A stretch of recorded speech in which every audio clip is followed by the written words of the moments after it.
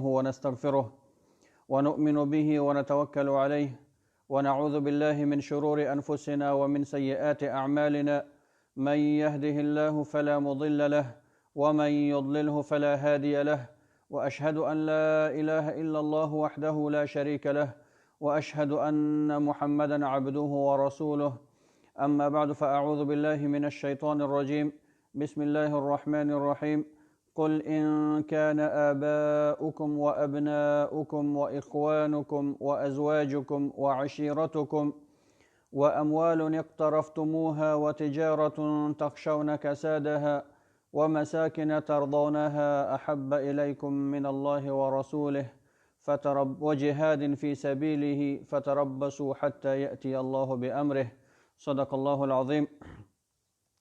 ډیرو درنو قدرمنو محترمو مسلمانانو خویندو او ورونو، الحمدلله چې موږ او تاسو الله عز وجل مؤمنان پیدا کړي یو او موږ او تاسو د ایمان په خوږوالي باندې او په خوږ ایمان باندې ستایلی یو. د محمد رسول الله صلی الله علیه وسلم د امتیان او د هغه پیروان یې ګرځولی یو. هغه رسول چې افضل الرسل دی او د هغه امت په ټولو امتونو باندې لوړ امت دی. انس ابن مالک رضی الله عنه چې د رسول الله صلی الله علیه وسلم د خادم په نوم هم یادیږي، دی فرمای چې رسول الله صلی الله علیه وسلم فرمایلی ثلاث من كن فيه وجد حلاوة الإيمان. درې صفتونه دي، درې خصلتونه دي، درې شیان دي. که هر کله دغه درې صفتونه او شیان یا خصلتونه په یو انسان کې وي نو دغه انسان به د ایمان حلاوت احساس کوي، د ایمان خوږوالی به دی احساسوي. مسلمانانو ایمان خپل یو خوږوالی لري چې دغه خوږوالی هر څوک نشي احساسولی. هغه څوک دغه خوږوالی احساسوي چې دی حقیقتا مؤمن وي، د الله او د رسول صلی الله علیه وسلم د اوامرو پابند وي، د نواهی او منهیاتو څخه ځان ساتي. نو ایمان خپل یو خوږوالی لري چې دغه خوږوالی یو ځل احساس شي نو بیا انسان د ایمان څخه لذت وړي.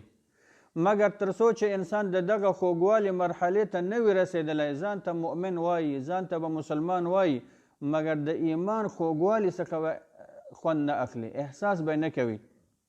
مونږ او تاسو ګورو یو انسان به لمونځ کوي خو دغه لمونځ به د دپاره د جنت یو باغچه وي. دی به په مانځه کې سکون پیدا کوي، اطمینان به پیدا کوي، آرامتیا به پیدا کوي، مشکلات په دې سره حلیږي. د دنیا ټول مشکلات پرې باندې راشي مانځه ته رجوع کوي. مګر یو تعداد انسانان داسې هم شته چې لمونځ به کوي خو د دنیا ټول چورت او فکر او مشکلات به په مانځه کې د خیال ته راځي.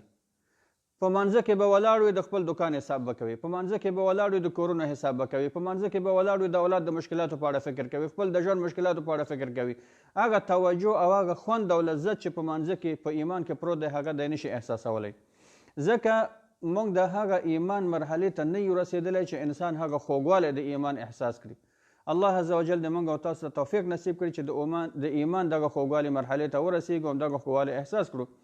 نو رسول الله صلی الله علیه وسلم موږ او تاسو ته درې صفتونه بیانوي، درې خصلتونه او درې شیان بیانوي. که دغه درې صفتونه په تاسو کې پیدا شي او تاسو په هغې باندې عمل وکړئ د ایمان خوږوالي مرحلې ته رسېږئ، د ایمان خوږوالی بیا احساسوئ. هغه څه شی دی؟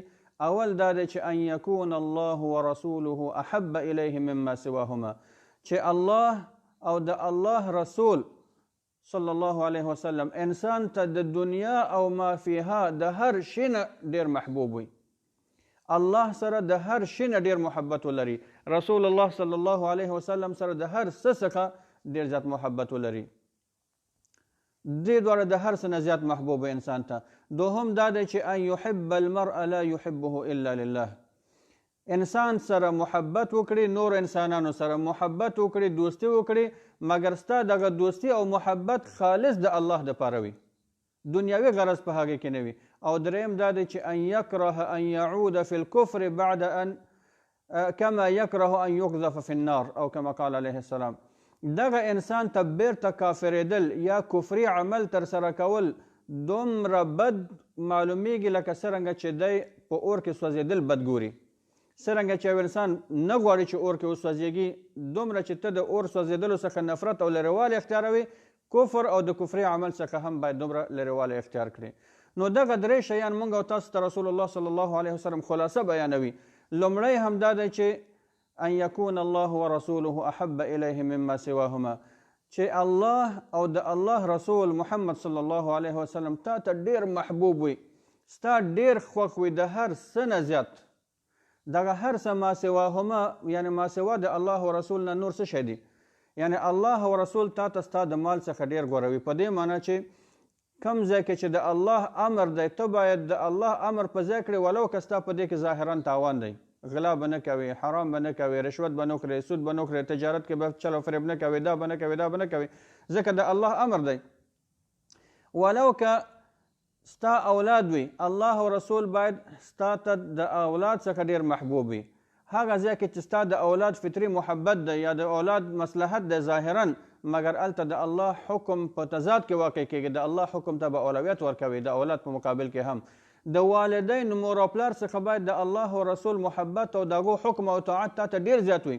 د الله حکم اول دی، د مور او پلار حکم اول، د الله حکم اول دی، د رسول حکم اول دی، بیا د مور او پلار مشروع حکمونو په ځای کول دي.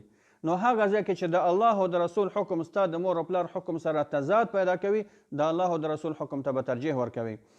همدارنګه میرمن، اولادونه، کورنۍ، خپلوان د ټولو نه باید الله او رسول تا ته وړاندې وي. ځکه هم که تا ته ستا کورنۍ، ستا خپلوان، ستا اولاد، ستا میرمن په یو ناروا کار باندې امر کوي، تا نه یو ناروا کار غواړي چې هغه د الله او د رسول د اوامرو خلاف دی، ته باید د الله او د رسول امر ته اولویت ورکړي، ترجیح ورته ورکړي. ولو که ستا نه خپلوان خفه کېږي، ولو که ستا نه هغه اولاد خفه کېږي، ولو که هر مشکل هغو تا سره په دنیا کې اړیکې قطع کوي، مګر تا ته د الله او د رسول حکم مهم دی. ځکه الله عز وجل قرآن عظیم الشان کې موږ او تاسو ته فرمایي قل ان کان آباؤکم و ابناؤکم، ووایه یا محمد صلی الله علیه وسلم دغه مؤمنانو ته که چیرې ستاسو پلاران، ستاسو اولاد، ستاسو ورونه، ستاسو میرمنې، ستاسو کورنۍ او قوم او هغه د تجارت مالونه چې تاسو د هغې د تاوان څخه ویریږئ، دغه ټول تاسو ته د الله په لار کې د جهاد څخه او د الله و رسول څخه غوره وي او بهتر وي، فتربصوا، بیا تاسو انتظار وکړئ حتی یأتی الله بامره، تر څو الله عز وجل خپل هغه وعده په تاسو کې پوره کړي.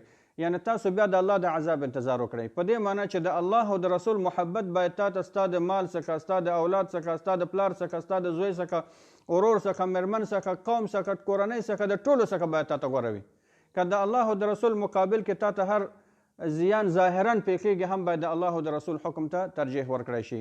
ځکه د عمر رضی الله عنه مثال موږ او تاسو ته ډېر ژوندی دی چې رسول الله صلی الله علیه وسلم ته راغی ویل یا رسول الله ته ما ته د هر چا نه ډېر محبوب یې، د پلار نه، د مور نه، د زوی نه، د اولاد څخه، د میرمن څخه، د ټولو څخه ما ته محبوب یې، مګر زما د ځان څخه محبوب نه یې، ما ته خپل ځان ستا نه ډېر غوره دی، ډېر راته ګران دی. رسول الله صلی الله علیه وسلم ورته وفرمیل حتی من نفسک یا عمر، ای عمر که چیرې تر څو چې زه تا ته ستا د نفس څخه هم غوره نشم ته کامل مؤمن نه یې. عمر رضی الله عنه ورته فورا وایي چې الآن انت احب الی من نفسی یا رسول الله کما قال، یا رسول الله اوس ته ما ته زما د نفس څخه هم غوره یې، ډېر راته ګران یې، محبوب یې. صحابه کرامو ته ګورو دوی د رسول الله محبت په خپل ځان باندې په عملی مثال کې تطبیقوي. جنگ احد کې په نورو کې د رسول الله صلی الله علیه وسلم څخه فدا کېږي، خپل ځان فدا کوي د هغه په مقابل کې. دا هماغه عملی نمونه ده چې صحابه کرام موږ او تاسو ته بیانوي. ځکه مسلمانانو د الله او د رسول محبت یوازې ژبنی نه دی چې موږ ادعا وکړو چې زه الله سره محبت لرم، رسول سره محبت لرم، مګر د الله او د رسول د محبت دعوه موږ نه عمل غواړي. ته باید د الله محبت، د پیغمبر صلی الله علیه وسلم محبت په خپل عمل کې وښایي. اما دا چې په ژبه باندې دعوه کوي زه عاشق رسول یم، زه عاشق د خدای یم، زه د الله بنده یم او د رسول الله امت یم، دا یم او دا یم، مګر په عمل کې نه ښایي، په عمل کې خلاف کار کوي، مګر په ژبه باندې دعوی کوي، دا فایده نه لري. ځکه الله عز وجل موږ او تاسو ته قرآن عظیم الشان کې فرمایي قل ان کنتم تحبون الله فاتبعوني یحببکم الله ویغفر لکم ذنوبکم. یا محمد صلی الله علیه وسلم ووایه دې مؤمنانو ته که چیرې تاسو الله سره محبت لرئ فاتبعوني، بیا زما متابعت وکړئ، زما پیروي وکړئ، نو الله به هم تاسو سره محبت وکړي. نو د الله صلی الله علیه د الله عز وجل د محبت دروازه د رسول اطاعت دی. که ته د الله عز وجل محبت ته رسېدل غواړې د هغه خاص بنده جوړېدل غواړې نو د هغې لاره د پیغمبر د سنتو په لاره باندې ده. ته به د پیغمبر اطاعت کوې بیا به د الله محبت ته رسېږي.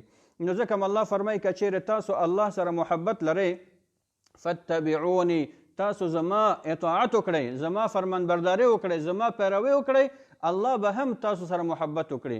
نه یوازې دا چې الله به تاسو سره محبت وکړي ویغفر لکم ذنوبکم، الله به ستاسو ګناهونه هم عفو کړي. الله عز وجل دې موږ او تاسو ته حقیقي محبت راکړي او زموږ او تاسو ګناهونه دې معاف کړي. همدارنګه دوهمه نقطې ته چې رسول الله صلی الله علیه وسلم اشاره فرمایي هغه هم د محبت مسله ده.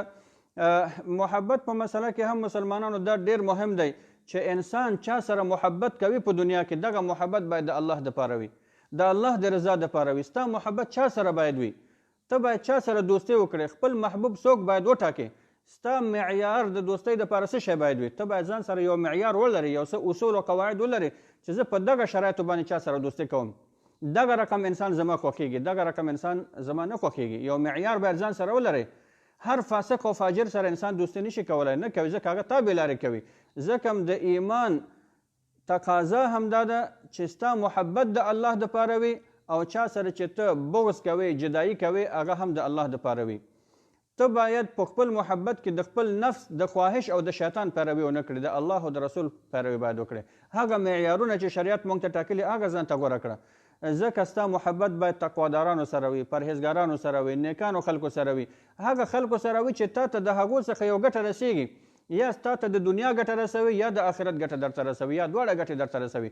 اما داسې انسان چې هغه سره ستا د دنیا وخت هم ضایع کېږي، تا ته په دنیا کې تاوان هم رسوي، د آخرت نه دې هم لرې کوي، د الله نه دې هم لرې کوي، د رسول د اطاعت نه دې هم لرې کوي او هیڅ فایده تا ته په هغې باندې مرتب نه وي، ستا وختونه ورسره ضایع کېږي. د دغسې انسان نه باید انسان لرې اوسېږي، ځکه دا هماغه شیطاني دوستان دي، شیطان تا دې ته هڅوي. همدارنګه موږ او تاسو باید نیکانو سره دوستي ولرو، د نیکانو عمل باید خوښ کړو. فاسق او فاجر او بدعمل انسان سره باید دوستي ونه ساتو، ځکه هغه ته هم بېلارې کوي. یو الا دا که چېرې ته هغه ته دعوت کوي او اصلاح کولی شي، مګر فاسق او فاجر او ګناهګار انسان سره هم بذاته نفرت نه لرو، د هغه عمل ته بد ګورو. یو قمارباز دی، د هغه قماربازۍ ته موږ بد ګورو، خپل شخص ته بد نه ګورو. یو انسان مثلا یو بل کبیره ګناه کې مبتلا دی، د هغه د ګناه ته بد ګورو، خپل ذات ته بد نه ګورو.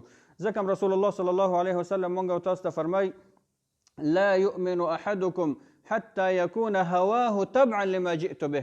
ستاسو یو هم کامل مؤمن نه دی تر هغه وخت پورې چې ستاسو خواهشات ستاسو نفسي میلان د هغه سره برابرۍ ونه خوري چې ما تاسو ته راوړی د الله له لورې. یعنې تاسو باید خپل خواهشات، خپل د نفس میلان، خپل فطرتونه د الله او د رسول احکامو سره برابر کړئ. ځکه ستا نفس به ډېر شیان غواړي، ستا نفس مال غواړي، ته باید سرمایهدار اوسې. بیا د نفس تقاضا او د شیطان امر دا دی تا ته غلا باید وکړې، رشوت باید وکړې، فساد باید وکړې، باید خیانت وکړې، باید دا وکړې، باید دا وکړې. نه، دغه ځای کې ستا نفس غواړي، مګر ته په نفس باندې باید غالب شي چې زه به مال پیدا کوم، سرمایه به پیدا کوم، خو د حلال لارې څخه. همدا رقم هر مسله کې چې ستا نفس یو حرام کار ته میلان کوي، ته به په نفس باندې حاکمیت حاصلوي، خپل نفس به مهاروي، بیرته د الله او رسول صلی الله علیه وسلم لارې ته به یې برابروي، تر څو ستا خواهشات او نفسي میلانونه هم د الله او رسول احکامو سره برابر شي. نو رسول الله صلی الله علیه وسلم فرمایي ستاسو یو هم کامل مؤمن نه یاستی تر څو پورې ستاسو خواهشات، نفسي میلانونه هغه زما د سنتو برابر نه وي. بل حدیث شریف کې رسول الله صلی الله علیه وسلم فرمایي من احب لله وابغض لله واعطى لله ومنع لله فقد استكمل الايمان. هغه انسان چې د الله دپاره چا سره محبت کوي او د الله لپاره چا سره بغض کوي، یعنی جدایي اختیاروي، او د الله دپاره ورکوي، ریاکاري نه کوي، او د الله دپاره منع کوي، که چاته نه ورکوي هم د الله دپاره په امر باندې نه ورکوي، فقد استكمل الايمان. دغه انسان کامل مؤمن دی. محبت د الله دپاره، جدایي د الله دپاره، ورکول د الله په لاره، منع کول د الله په لاره، یعنې ستا ټول ژوند د الله د چوکاټ مطابق دی. نو په همدغه اساس باندې موږ او تاسو ته د نورو حدیثونو په رڼا کې هم دا بیانیږي که یو انسان داسې یو بد انسان سره دوستي کوي او هغه سره محبت لري د هغه د بد خصلت دپاره. یو انسان سره ته دوستي لري ځکه دی مثلا د حرامو لارې ورته ډېرې معلوم دي، دې دپاره چې ده ته د حرامو لارې ډېرې معلومې دي، ته ورسره دوستي کوي. یو انسان یو بل ناروا عمل کوي، دغه ناروا عمل خوښوي ته او دغه انسان سره دوستي کوي. نو دلته د حدیث مفهوم دا دی چې ته د هغه انسان غوندې یې، ولو که ته دا عمل نه کوي، عمل به هغه کوي، مګر ته د هغه دغه بد عمل ښه ګورې، نو ته هغه سره په دغه ګناه کې یعنې د همدومره ګناه ستا ته هم رسېږي. په دغه اساس باندې ته باید دغه د انسان بد عمل ته بد وګورې، هغه ته د دعوت کوشش وکړې، اصلاح یې وکړې. همدارنګه مسلمانانو دغه محبت چې د الله دپاره وي، دغه محبت یو وسیله ده. دا یو وسیله ده چې ته هغه چا ته رسوي چې ته ورسره دوستي لرې. ته چې هر چا سره دوستي لرې او دغه ستا دوستي د الله دپاره وي، دغه دوستي ته د قیامت پر ورځ هماغه شخص ته هماغه څه ته رسوي چې ته ورسره دوستي لرې. که ته پیغمبر سره دوستي لرې نو د قیامت پر ورځ به پیغمبر سره یې انشاءالله. که ته ابوبکر سره دوستي لرې د قیامت پر ورځ به ابوبکر صدیق سره یې. که ته یو صالح انسان سره دوستي لرې همده سره به یې. هغه چا سره چې ته په دنیا کې غواړې چې د سره واوسېږي او د الله دپاره ورسره محبت لرې، الله عز وجل به ته د قیامت پر ورځ هغه انسان سره یو ځای کوي. ځکه هم حدیث شریف کې راځي چې یو صحابي رسول الله صلی الله علیه وسلم ته راغی او پوښتنه یې وکړه چې یا رسول الله قیامت څه وخت دی؟ یا رسول الله قیامت څه وخت دی؟ رسول الله صلی الله علیه وسلم ورته فرمایي ما اعددت لها، تا قیامت دپاره څه شی تیاري کړې؟ څه شی دې ورته تیار کړې؟ څه آمادګي دې نیولې؟ د قیامت پوښتنه کوې خو آمادګي دې ورته نیولې که نه؟ دغه صحابي ورته فرمایي چې یا رسول الله ما اعددت لها كثير صلاة ولا صوم ولا صدقه. یا رسول الله ما خو ډېر لمونځونه هم نه دي کړي، ډېرې روژې مې هم نه دي نیولې، ډېر زکات او خیرات مې هم نه دی ورکړی، ولکني احب الله ورسوله، مګر زه الله او رسول سره محبت لرم. تر هغه ځای پورې چې زه کولی شم د الله او د رسول اطاعت کوم، هغه ځای پورې چې کولی شم فرضي لمونځونه، زکات او حج ټول احکام په ځای کوم، مګر ډېر نفلي شیان مې نه دي ترسره کړي چې زه دعوه وکړم چې ما قیامت دپاره ډېر کار کړی دی. یعنې ډېر لمونځ مې هم نه دی کړی، فرضي لمونځونه کړي، هدف نوافل دي، ډېرې روژې مې هم نفلي نه دي نیولې، ډېر خیراتونه او صدقات مې هم نه دي کړي، مګر زما الله او رسول سره محبت دی. رسول الله صلی الله علیه وسلم ورته فرمایي انت مع من احببته او کما قال علیه السلام، ته د قیامت په ورځ هغه چا سره حشر کېږي، ته به د قیامت په ورځ په جنت کې هغه چا سره چې ته ورسره په دنیا کې محبت لرې د الله دپاره. نو دغه صحابي ورته فورا وایي چې یا رسول الله فأنا أحب النبي صلى الله عليه وسلم وأبو بكر وعمر وأرجو أن أكون معهم. یا رسول الله زما د الله رسول سره محبت دی، زما ابو بکر صدیق سره محبت دی، زما عمر فاروق سره محبت دی، او زه د الله څخه امید لرم چې د قیامت پر ورځ همدغه کسانو سره حشر شم. یعنې د دغه خلکو د دوستۍ په سبب باندې زه دوی سره په جنت کې یو ځای اوسم. یعنې ما خو د هغو غوندې عمل نه دی کړی، د ابوبکر صدیق غوندې عمل مې نه دی کړی، د عمر فاروق غوندې عمل مې نه دی کړی، د رسول الله غوندې عمل مې نه دی کړی، مګر امید لرم چې الله د دوی د محبت په سبب باندې الله عز وجل ما دوی سره د قیامت پر ورځ حشر کړي او دوی سره مې په جنت کړي یو ځای کړي. نو دغه حدیث شریف موږ او تاسو ته مسلمانانو ظاهرا همدغه امر کوي. که چیرې ته خپله یو عمل هم نشي کولی مګر د یو بل صالح انسان هغه عمل ته ښه وګوره. اما دا چې یو انسان تقواداري کوي، پرهیزګاري کوي، د الله او د رسول په چوکاټ کې دایره کې دی، نیک عملونه کوي، او ته دغه انسان سره ته بد ګورې دې دپاره چې دا نیک انسان دی، دغه انسان سره ته دوستي نه کوي یا د نه ځان لرې ساتي، ځکه دی مسجد سره محبت لري، دی صالحانو سره محبت لري، دی نیکانو سره محبت لري، دی خیرات او زکات ورکوي، دی حج کوي، ته ترې نه ځان لرې ساتي، نو بیا ستا عاقبت معلوم دی چې ته به د قیامت پر ورځ چا سره یې. که ته فرعون سره محبت لري، قارون سره او حامان سره محبت لري، بیا به هغو سره یې. که ته ابوجهل او نورو کفارو سره محبت لري یا د اوس زمانې دغه ګمراهانو سره محبت لري، بیا به دوی سره یې. مګر که چیرې ته الله او رسول او صالحانو سره محبت لري، د قیامت پر ورځ به دوی سره یې. نو په همدغه اساس باندې موږ او تاسو ته درېیمه نقطه چې الله رسول الله صلی الله علیه وسلم بیانوي چې هغه انسان به د ایمان حلاوت احساسوي چې درېیم صفت پکې دا دی چې ان یکره ان یعود فی الکفر بعدما، یعنی چې دی بیرته کفر ته ګرځېدل دومره بد وګڼي لکه دی چې په اور کې سوځېدل بد ګڼي. دا یو مثال دی چې رسول الله صلی الله علیه وسلم موږ او تاسو سره کوي. ځکه اور کې سوځېدل خو د انسان بدن سوځوي، انسان ته تکلیف رسېږي فزیکي، نو دغه فزیکي تکلیف ته باید ستا معنوي تکلیف هم د دې نه باید زیات وي. یعنی که چیرې ته د الله او د رسول حکم پرېږدې یا عقیدتاً کافر شي یا د کفارو عملونه ترسره کوي، د غیر مسلمو عمل ترسره کوي، دغه عمل تا ته باید دومره ګران وي، دومره ثقیل پر تا تمام شي لکه څرنګه چې ته په اور کې سوځېږي. نو دا چې الله عز وجل په موږ باندې نعمت کړی دی، موږ ته ایمان را کړی دی، دغه ایمان باید په ډېر عادي شکل د لاسه ورنکړو. دغه ایمان باید وساتو. دغه ایمان مسلمانانو فداکاري غواړي، تا نه قرباني غواړي، په شیطان باندې غلبه غواړي، په نفس باندې غلبه غواړي، د الله او د رسول احکام په خپل ځان تطبیقول غواړي. ایمان ساتل ډېر عادي خبره نه ده چې فقط په ژبه باندې وایو زه مؤمن یم، مګر په عمل کې خپل ایمان ونه ښایو. ځکه ایمان د درې شیانو څخه جوړ شوی مسلمانانو. ایمان په ژبه باندې اقرار دی، په زړه باندې تصدیق دی، په عمل کې ښودل دي. که ته په ژبه د ایمان اقرار هم وکړې، په زړه باندې باور هم ولرې، خو چې عمل نه کوې، نو بیا هم ته کامل مؤمن نه یې.